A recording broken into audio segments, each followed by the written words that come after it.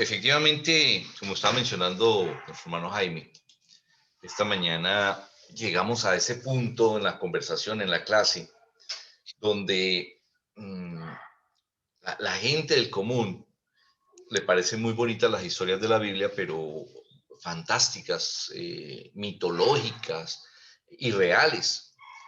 Así como critican mucho el tema del arca de Noé, eh, también dicen que la ocupación o digamos, el refugio del pueblo de Israel en Egipto, eso es una mentira, fue una mentira. Nosotros sabemos que Egipto, cuna de la cultura y de una, digamos, potencia mundial de la época, desde todo punto de vista, arte, cultura, eh, teoremas, es fascinante. Hace poco hubo el traslado de todas las emperadores o las momias, eh, sarcófagos de los emperadores de allá en el Cairo, de un museo al otro, hicieron toda una parafernalia hermosísima y repasaron todas estas historias legendarias, historias porque la antropología ha logrado probar la existencia, encontraron las tumbas, los tesoros, etcétera, etcétera. Y nos inquieta mucho porque la Biblia habla en una de las historias principales del pueblo de Israel, su liberación de Egipto. Y eso es lo que estamos viendo esta mañana. Y entonces la pregunta es que si Moisés y el cruce del Mar Rojo es verdad o ficción. Es verdad o ficción, porque comentaba el hermano Jaime esta mañana que por alguna razón en todos los criptogramas que existen en las pirámides y en todas las tumbas no aparecen vestigios de la existencia del pueblo judío en Egipto. Y al parecer, o la razón por la cual esto sucedió, es porque fue tal la humillación de los faraones y de este imperio que por parte de unos esclavos, de un pueblo que fue esclavizado por parte de Egipto, que ellos decidieron borrar todo vestigio de la existencia del pueblo judío allí. De tal manera que eh, pues queda uno como maluco, como inquieto, porque la historia es fascinante, pero ¿cómo probarla? Y buscando encontré en el internet, como siempre, una serie de datos que me parecieron muy bonitos, muy chéveres, y se fueron recopilando para llegar acá, a este estudio que finalmente encontré que quiero compartir con ustedes. Entonces, la primera pregunta para uno determinar un tema histórico es, por ejemplo, averiguar acerca de los personajes.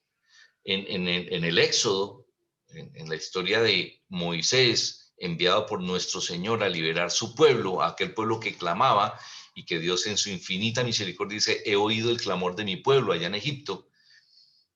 Hay una serie de personajes y la pregunta es que si existieron. Ahora, la Biblia dice que existieron. Podemos preguntarle a la historia, a la antropología, a los vestigios que existen, si existieron o no. Pues vamos a verlo. Veamos algunas evidencias arqueológicas de algunos aspectos que se encontraron allá. Todos sabemos que Abraham tenía un hijo que se llamaba Isaac. Jacob, el hijo de Isaac, cavó un pozo cerca de Sicar, donde Jesús habló a la mujer de Samaria, 1000 años antes más tarde. Los, eh, los beduinos locales y los judíos llamaron a este lugar el pozo de Jacob. El pozo de Jacob, como vemos, ¿sí? Cuando el hijo de Isaac cavó este pozo y después la mujer de Samaria habló con nuestro Señor Jesucristo en ese mismo sitio, aparece esta foto de ese pozo, lo que se llamó el pozo de Jacob.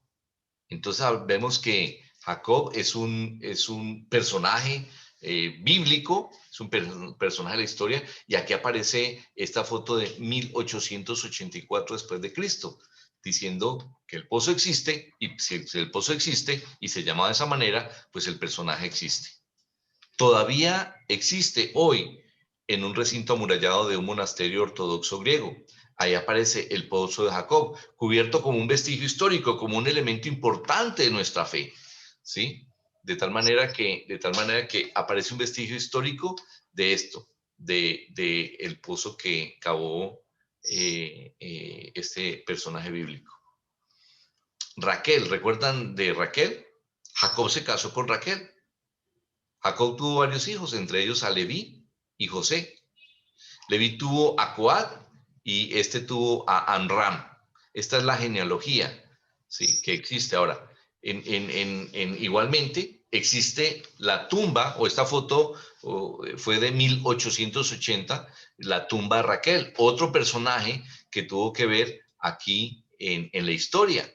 Recordemos entonces José, el que fue vendido como esclavos, que fue a ser príncipe de Egipto y finalmente cuidó a la familia, al pueblo de Israel, a su padre, a todos sus hijos, a sus hermanos, que fueron las famosas 12 tribus de Israel posteriormente. Llegaron allá, se multiplicaron y la historia de José y de Raquel como personajes reales, porque ahí están sus tumbas. Otra tumba, ¿sí? La tumba de José en Palestina. En 1865 se tomó esta foto indicada como esta tumba de José. Recordemos que entonces que José, ya lo había dicho, el hijo favorito de Jacob, fue vendido como esclavo por sus hermanos, ¿sí? Y después llegó a ser un ministro del faraón. Después de esos 400 años, Moisés, cuando salió con el pueblo de Israel, de Egipto, de la esclavitud, hacia la liberación, hacia la tierra prometida, una de las peticiones que ha hecho José es que sus huesos deberían ser llevados otra vez a su tierra. Y efectivamente Moisés, en cumplimiento de esto, tomó los huesos de José y los llevó. Y aquí está lo que se conoce como la tumba de José en el territorio de Palestina. Esta tumba es bien importante porque además también existe la tumba de Amram, el padre de Moisés. Moisés debió haber amado mucho, mucho a su padre, porque esta tumba es la tumba más larga del mundo, como ustedes ven. Es un sarcófago que existe y está identificado. Y se sabe claramente que Amram no fue el padre de Moisés. Hasta aquí entonces estamos viendo que la misma antropología, la historia, los vestigios históricos reconocen la existencia de estos personajes que nosotros vemos en la Biblia.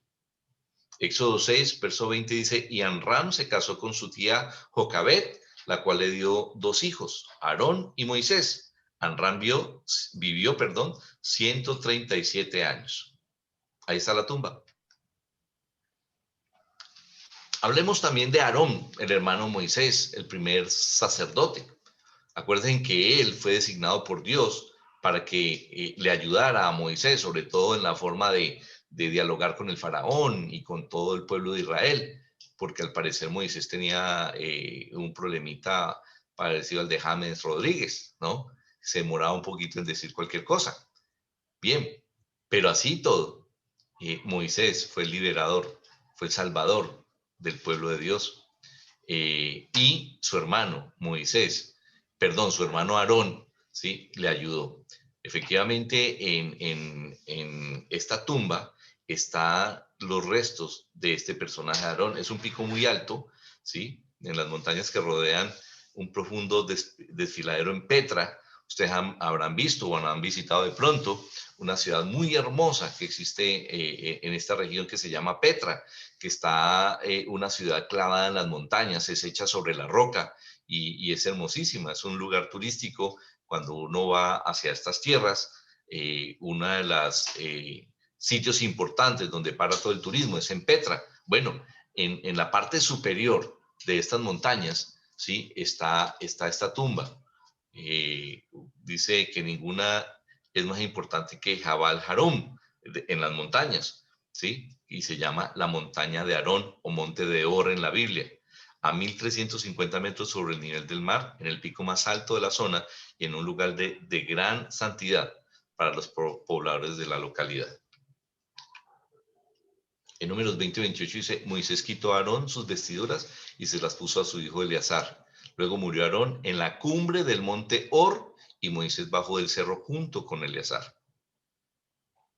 La misma Biblia confirma el vestigio histórico o antropológico o el sitio donde está la tumba de Aarón. Entonces, aparece la tumba del padre Moisés, aparece la tumba del hermano de Moisés. Por lo tanto, el personaje, Moisés, existió. Muy bien. Esto es una vista satelital del Mar Rojo, muy conocido en nuestras lecciones, en nuestro estudio bíblico. Este es el famoso Mar Rojo. Bien, el Mar Mediterráneo. Recordemos que esta zona es muy importante en toda la historia de la humanidad porque es la salida de Oriente hacia Europa. Y ese Mar Mediterráneo es por eso aquí se han dado, o en este territorio, en toda esta zona de Siria, se han dado las guerras más grandes, las disputas más grandes, y el pueblo de Dios está ahí enfocado. Pero aquí estaban las grandes culturas de la época o del mundo antiguo. Aparece entonces el lago de Tiberíades, famoso también en la historia de nuestro Señor Jesucristo, el Mar Muerto. Esto es un paseo gratis por estas tierras. La península del Sinaí, el territorio de Josén. ¿Se acuerdan dónde para los estudiantes del grupo de estudio bíblico, Gosén es donde habitaron los judíos en Egipto, ¿sí? Ahí está el Golfo de Suez, el Golfo de Acaba, el río Nilo, famosísimo. Muy bien. Ahora vamos a ver la ruta por donde aparentemente cruzó o fueron los judíos una vez liberados por Moisés de Egipto, cómo tomaron la ruta. ¿Sí? El éxodo comienza allí, en el territorio donde habitaban los israelitas o el pueblo de Dios, el pueblo judío. Muy bien. Van hacia Sucot, de allí, entonces, toman hasta el desfiladero de Nueva. Llegaron a esta playa.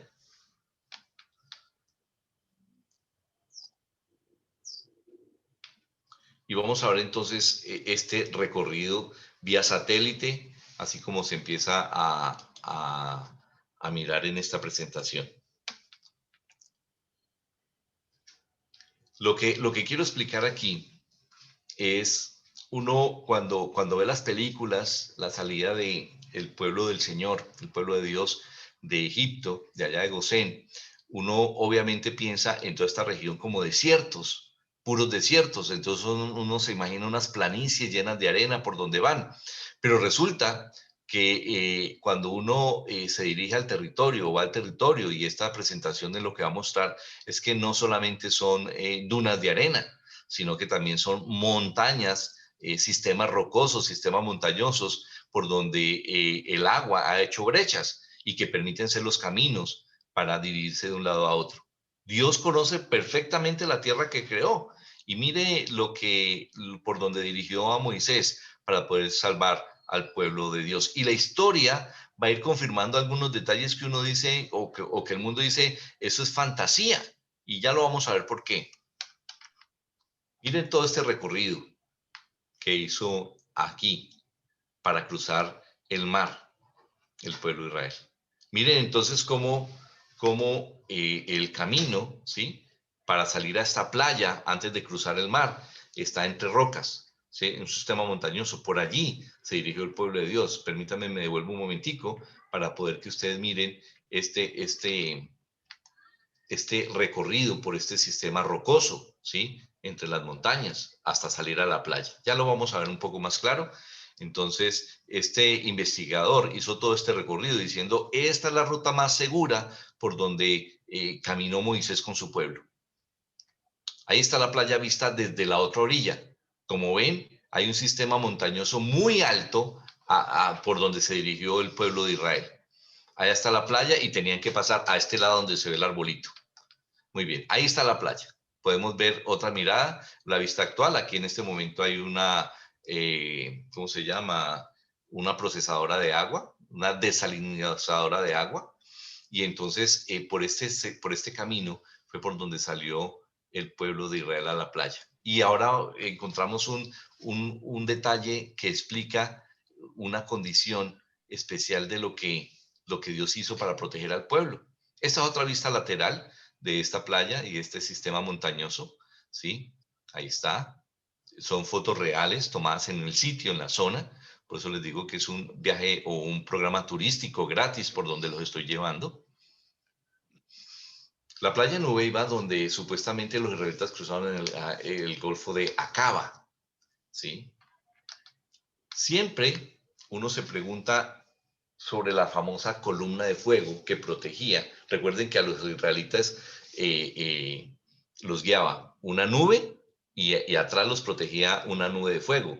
Si uno pensaba que los israelitas iban cruzando por el desierto mientras los egipcios los perseguían, ¿cómo una columna de fuego iba a proteger de 600 carros, que fue todo el ejército, toda la caballería del faraón, fue a perseguirlos? ¿Cómo? Y pues hubieran podido rodear, unos hubieran distraído la columna de fuego y se hubieran ido por otro lado, pero cuando vemos que por este acantilado, ¿sí? Dios coloca o conduce a Moisés, la columna de fuego sí hubiera hecho el efecto que se necesitaba. ¿Quién iba a pasar por allí si con esa columna tapaba todo el camino posible? Por eso toda esa cantidad de habitantes de Gosén, del pueblo de Dios, podía ir caminando. Recordemos que era un número gigantesco, 600,000 hombres, más mujeres, más niños, más ganado, más todo lo que llevaban. Entonces, seguramente el recorrido no fue tan rápido como se hubiera podido esperar mientras se transitaba todo este poco de personas. Entonces, la forma de la explicación que ahora encontramos muy lógica de por qué entonces la nube y la columna de fuego guiaban al pueblo de Dios fue porque iban a través de este sistema montañoso, de este sistema rocoso. Y entonces ahí se paró la columna de fuego mientras ellos llegaban aquí a la playa. Y recuerden qué pasó en la playa. Empieza el pueblo de Dios a quejarse. Todas las maravillas que les había mostrado nuestro Señor, nuestro Dios, de el poder que tenía, todas las plagas, toda la liberación, cómo ellos momentos antes, días antes, habían estado llenos de júbilo, sacando todo el oro y todos los vestidos y todas las joyas de plata que les daban los egipcios para que se fueran, para que los dejaran tranquilos de todas estas maravillas que había hecho Dios para liberarlos por la terquedad del faraón. Pero ahora que llegan aquí, ya libres, y se ven, por un lado, el mar, al cual no se podían meter porque se ahogaban, y si se devolvían, ¿por dónde se devolvían? Cuando el ejército egipcio estaba ahí, listos para apresarlos otra vez. Y entonces se empieza a quejarse para Dios. Moisés les dice, confíen en Dios, hombre, no se preocupen, tranquilos, frescos, va a pasar algo bien importante. Resulta que el señor Wyatt, que tiene un museo, yo les pido que ustedes en sus tiempos libres vayan a www.wyattmuseum.com, ahí está en internet, y tiene este señor que es una especie de Indiana Jones, ¿sí? Muchas investigaciones que tienen que ver con los temas bíblicos. Él ha estado buscando el arca de Noé, por ejemplo, y se ha dedicado mucho a mostrar cómo la historia del Éxodo es una historia verdadera. Y entonces a través de un sonar, ¿sí? Encontró un puente subacuático formado por aquí en el Golfo de Acaba. A pesar de que el puente se ve allí, no es que el puente esté ahí como un charquito que pueda uno saltar. No, hay mucha agua, pero no tan grande o tan profunda como está a los lados de ese puente. O sea, el puente no se puede ver a primera vista. El puente, por ahí cruzan barcos, pero no es tan profundo, ¿sí? Como uno pudiera pensarse. Entonces, estas mediciones de la profundidad a través del sonar, el señor Wyatt descubrió entonces que había una forma en que de una manera relativamente, pues no fácil porque fue un milagro es aquello que rompe todas las leyes de la naturaleza, ¿sí? Y entonces, pero sí permitía facilitar un poco este milagro que nuestro Señor hizo. Por aquí pasó el pueblo de Dios, por aquí atravesó, por este puente natural. Pero vuelvo y les digo, no es que el puente natural esté ahí sobre el agua un poquito, no, es profundo. Recordemos que la historia bíblica dice que hubo paredes de agua que el pueblo de Israel veía mientras cruzaba por la parte seca. Claro, pero si está a 500 metros, pues no hubieran sido paredes, hubieran sido unas gigantescas eh, formaciones de agua, pues digamos que Dios las hubiera podido controlar, pero Dios utilizó todo esto que conocía porque él mismo lo había hecho. Muy bien, aquí aparece entonces que Dios dividió el mar con un fuerte viento del este, descubriendo este puente de tierra bajo el agua, y Moisés cruzó con todo su pueblo a través de tierra seca, como lo dice la misma palabra de Dios. En Éxodo 14:21 dice, Moisés extendió su mano sobre el mar y Yahvé hizo soplar durante toda la noche un fuerte viento de oriente que secó el mar. Se dividieron las aguas, los israelitas pasaron en seco por medio del mar. Las aguas le hicieron de murallas a izquierda y a derecha. Ahí podemos ver entonces cómo murallas veían ellos a sus lados, pero no una profundidad de varios cientos de metros, ¿sí? Que hubiera podido hacer más difícil el tema. El tema fue muy rápido, el pueblo de Dios pasó de manera pronta por allí, sin ningún problema. Y es obviamente, nos muestra la lógica histórica del recorrido a través del desierto y ahora el paso por el mar. Según el relato bíblico, los carros del faraón trataron de perseguirlos. Estas imágenes son imágenes originales de los vestigios históricos y pictográficos que se encuentran en las murallas, en los cilindros, en las paredes que existen pues en los vestigios arqueológicos de Egipto, muestran cómo eran los carros del faraón y los carros de guerra, ¿sí? Por lo tanto, nos queda fácil determinar que un carro, además porque existen, fueran como los carros que menciona la Biblia que persiguieron al pueblo de Israel.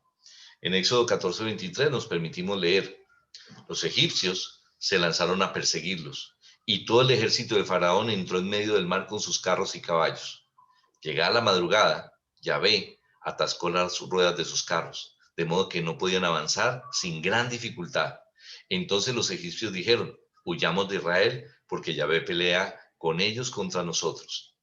Pero Yahvé dijo a Moisés, extiende tu mano sobre el mar y las aguas volverán sobre los egipcios, sus carros y sus caballos. Y Moisés extendió su mano sobre el mar. Al amanecer, el mar volvió a su lugar, mientras los egipcios al verlo trataron de huir. Yahvé arrojó a los egipcios en medio del mar. Las aguas al volver cubrieron los carros, los caballos y su gente. O sea, todo el ejército de Faraón que había entrado en el mar persiguiéndolos, no se escapó ni uno solo. La Biblia nos cuenta entonces que todos estos guerreros, estos caballos y estos carros quedaron en el fondo del mar. Pero, oh sorpresa, resulta que el señor Wyatt decidió bucear en la zona, ¿sí? Aprovechando que la profundidad le permite bucear. Ustedes pueden observar ahí claramente con el sonar cómo se ve, los laterales se ven profundísimos, pero donde aparece el puente natural, ¿sí? No es tan profundo. Y entonces ese señor decidió ir a buscar con buzos, ¿sí? Y ver lo que había bajo el agua y mire lo que descubrió. Las ruedas de los carros del ejército de Faraón que se ahogó al tratar de seguir a los israelitas. Ustedes estarán pensando, no, pero han pasado demasiados años pues porque haya todavía un vestigio de esa naturaleza. Recordemos que varios de estos carros eran de oro. O sea, ellos lo que hacían era, con la madera, hacían digamos, la estructura de estos carros y después los recubrían de oro. El oro tiene una gran ventaja en el tema de la oxidación y de la salinidad, ¿sí? Se protege mucho durante mucho tiempo. Pues resulta que han encontrado allí estos vestigios. Obviamente, estos artefactos encontrados incluyen ruedas, los chasis de los carros, huesos humanos y de caballos. Ahora les voy a dar la explicación cómo así que huesos. Los huesos no hubieran podido durar tantísimos años, ¿sí? Y también los buzos localizaron artefactos en la costa de Arabia frente a Nuweiba. Miren, todos estos son vestigios que encontraron en la zona. Desde 1987, Ron Wyatt ha encontrado 3 ruedas doradas de carros con 4 rayos cada una. Vimos hace poco las imágenes de las figuras de los carros de guerra de Egipto. Corresponden a estas mismas ruedas, a estas mismas formas, ¿sí? El coral no crece en el oro y la configuración se ha mantenido pudiendo ser muy distinta porque la madera dentro de las chapas de oro de las ruedas se ha desintegrado y las han hecho demasiado frágiles para moverlas. O sea, es muy difícil sacar esto de allí por lo que les comentaba. Lo de por dentro se pudrió obviamente con el pasar de los años, pero el tema de oro sigue allí. El problema es que esa laminilla, el moverla, significa destruirla completamente. Pero ahí aparecen esas fotos de esos vestigios, ¿sí? La esperanza para futuras expediciones es explorar las aguas más profundas con cámaras robóticas o con mini submarinos para encontrar, a ver qué más se encuentra allá abajo en este puente natural o aún en los desfiladeros del puente natural, ¿sí?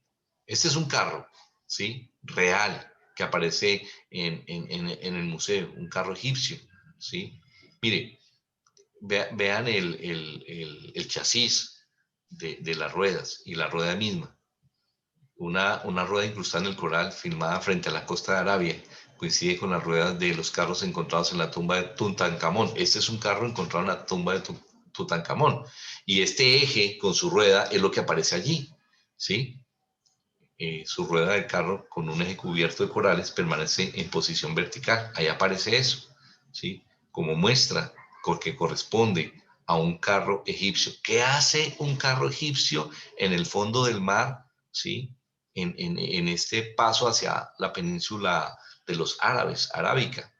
Es muy raro, es muy extraño, a no ser que coincida con la historia bíblica del éxodo del pueblo de Israel hacia la tierra prometida. ¿Sí?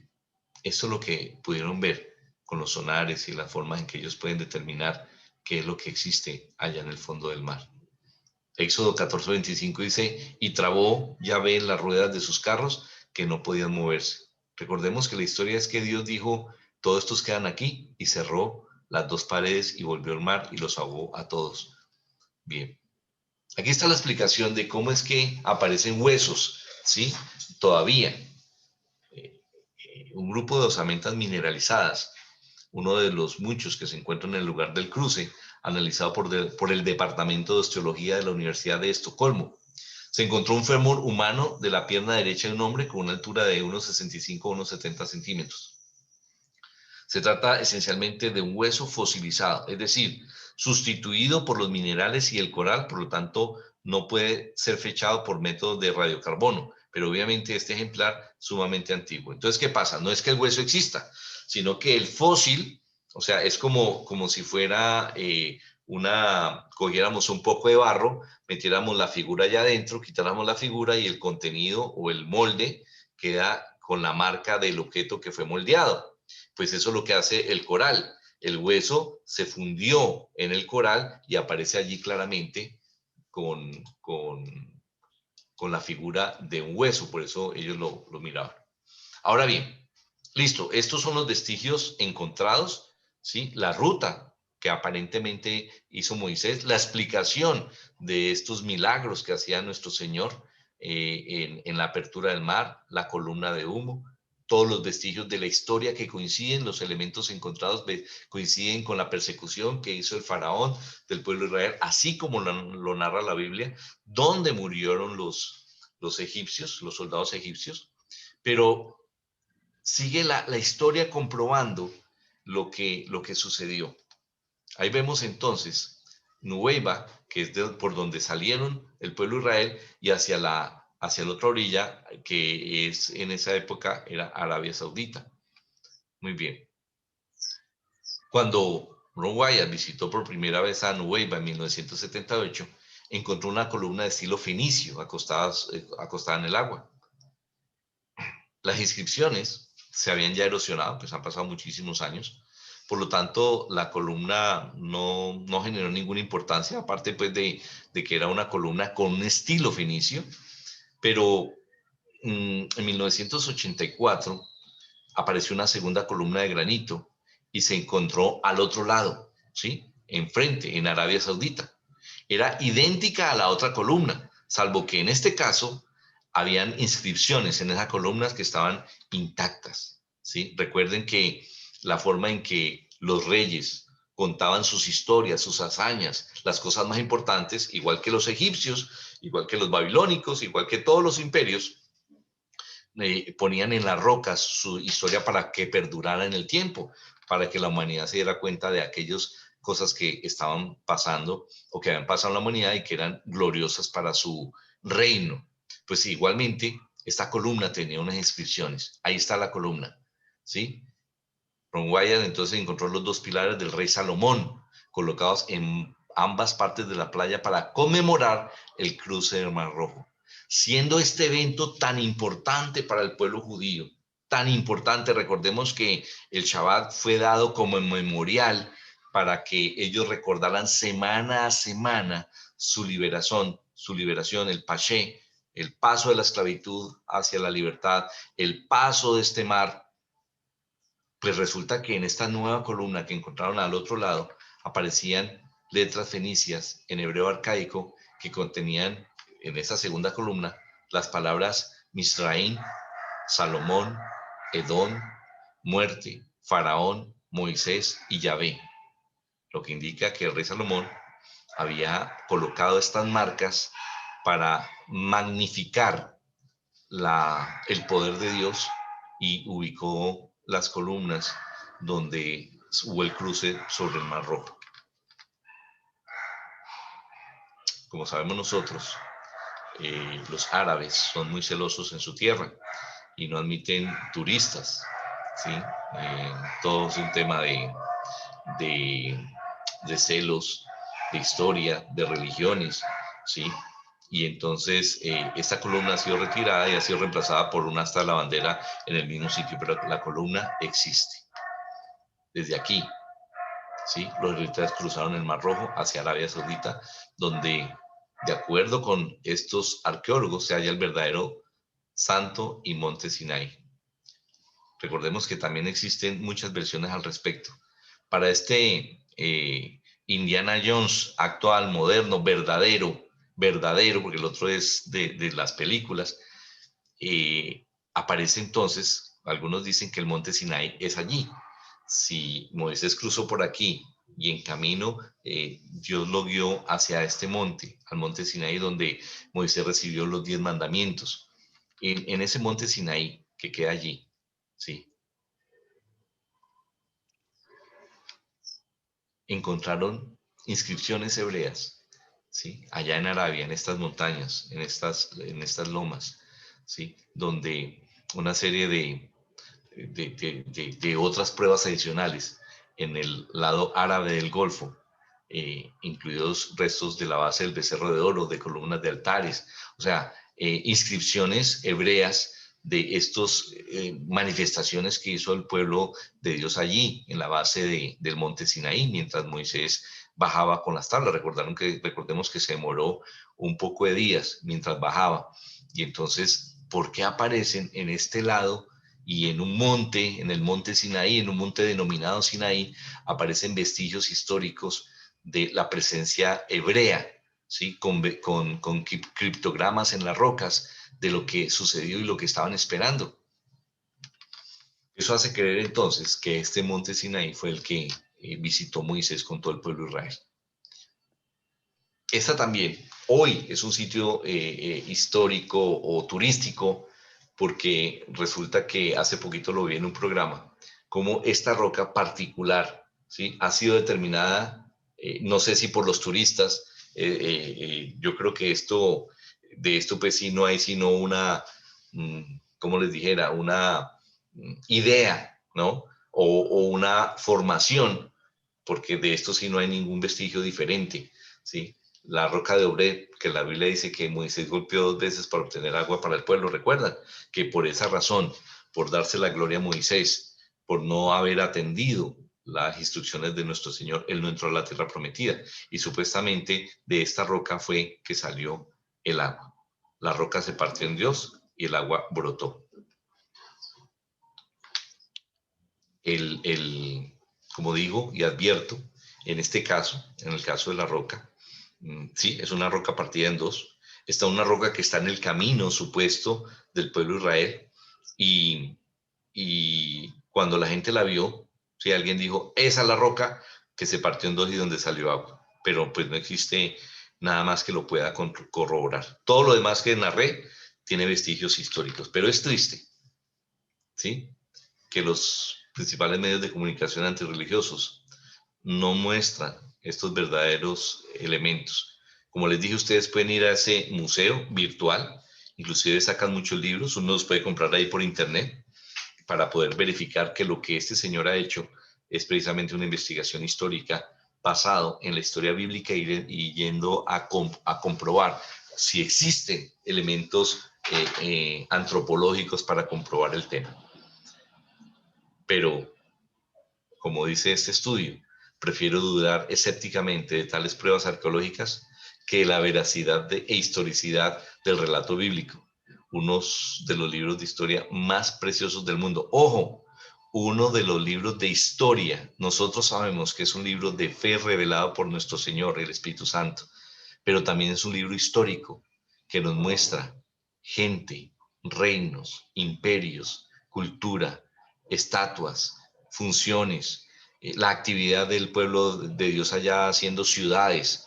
Egipto es un imperio lleno de ciudades antiguas, y también podemos ver cómo este pueblo de Israel fue hacia la tierra que Dios les prometió. No en vano, Israel ha defendido con todo su poder ese pedacito de tierra que le queda, porque ellos consideran que ese fue el terreno a donde Dios los llevó otra vez y que se los dio por heredad.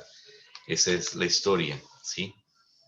Eh, que, que tengo para contarles de el Éxodo. Muchas gracias.